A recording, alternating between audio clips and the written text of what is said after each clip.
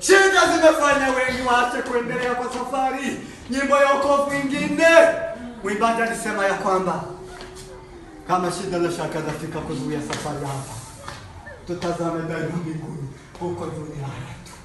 Amina. Amina. Hapa shida ziko, lakini ngambo ya mto, lakini ngambo yetu Mungu ametuandalia mema. Usiku na tatizo na unayoyafuta hapa.